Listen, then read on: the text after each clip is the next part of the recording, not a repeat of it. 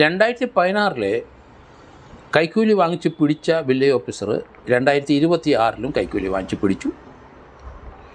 കാരോട് പഞ്ചായത്തിലാണ് ഈ സംഭവം.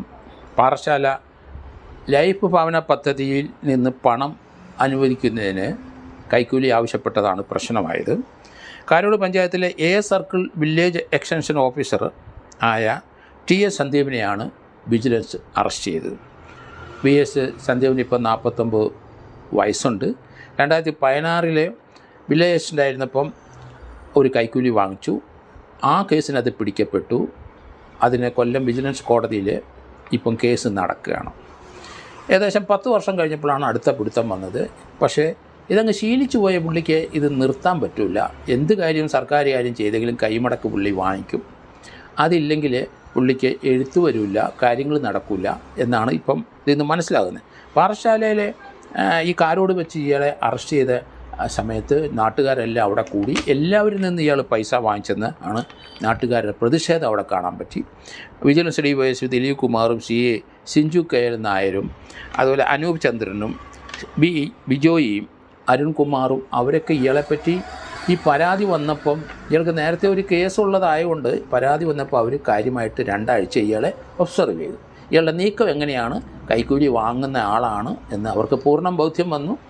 ആദ്യത്തെ കേസ് തീർച്ചയായിട്ടും ഉണ്ടായപ്പം പാഠം പഠിച്ചു, ജാമ്യത്തിൽ നിൽക്കുന്നയാളാണ്, പിന്നെ കൈക്കൂലി വാങ്ങില്ല. അതുകൊണ്ടായിരിക്കാം 2 ആഴ്ചയോളം വിജിലൻസ് DYSP സംഘവും ഇയാളെ നിരീക്ഷിച്ചത്. ആ നിരീക്ഷണത്തിൽ മനസ്സിലായി ഇയാൾ ശരിക്കും പൈസ വാങ്ങും. ഇപ്പോഴത്തെ പാറശാലയിലെ ആ കാരോട് പഞ്ചായത്തിലെ പരാതിക്കാരന് അവിടെ ലൈഫ് ഭവന പദ്ധതിയിൽ ഫണ്ട് അനുവദിച്ചുകൊണ്ടിരുന്നു. ആദ്യം കുറച്ച് ഫണ്ട് അനുവദിച്ചപ്പോൾ 500 രൂപ കൈക്കൂലി വാങ്ങിച്ചു. രണ്ടാമത് ഇയാൾക്ക് ഫണ്ട് അനുവദിച്ച് വന്നപ്പോൾ അതിന് 500 പകരം 1000 ആക്കി. മൂന്നാമത് ഫണ്ട് 2 ലക്ഷം രൂപ കൊടുക്കണം. 2 ലക്ഷം ആയപ്പോൾ 2500 രൂപ വേണമെന്ന് ഡിമാൻഡ് ചെയ്തു. കാരണം ഓരോ ഇൻസ്റ്റാൾമെൻറ്റും കാശില്ലാതെ അത് പാസ്സാക്കി കൊടുക്കില്ല. നിവൃത്തിയില്ലാതെ അയാൾ മൂന്നാമത്തെ പ്രാവശ്യം കൈക്കൂലി ചോദിച്ചപ്പം വിജിലൻസിനെ അറിയിച്ചു. വിജിലൻസ് അത് ഇയാളെപ്പറ്റി നന്നായിട്ട് പഠിച്ചു. കാശ് വാങ്ങാതെ ഒരു കാര്യം പുള്ളി ചെയ്തു കൊടുക്കില്ല എന്ന് കണ്ടെത്തിയോടുകൂടി പിടിയും വീണു. പൊടിയിട്ട് തന്നെ പിടിച്ചു. DYSP സംഘത്തിനെ അഭിനന്ദിക്കുന്നു. കൈക്കൂലിക്കാരെ തീർച്ചയായിട്ടും നമ്മുടെ സമൂഹത്തിൽ നിന്ന് ഒറ്റപ്പെടുത്തേണ്ടതാണ്. അവർക്കെതിരായിട്ട് അതിശക്തമായ നടപടി വേണം. വിജിലൻസിനെ അതിൻ്റെ നടപടി മാത്രമേ ഇതിന് പ്രതിവിധിയായുള്ളൂ. അതുകൊണ്ട് അവരുടെ പ്രവർത്തനം ശ്ലാഘനീയമാണ്.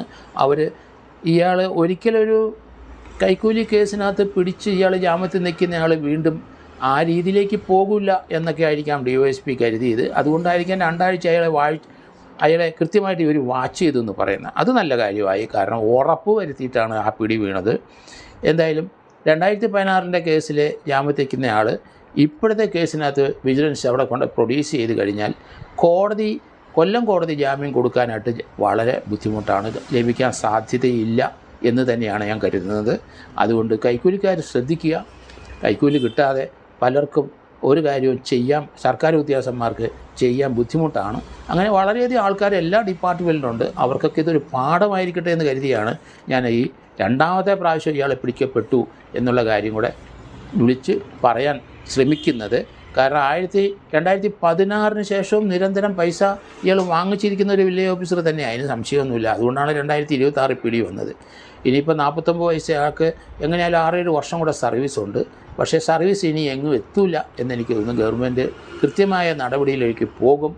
അതുകൊണ്ട് ഇയാളെ തിരിച്ച് ഇനി സർവീസിൽ കയറ്റുമെന്ന് എനിക്ക് തോന്നുന്നില്ല.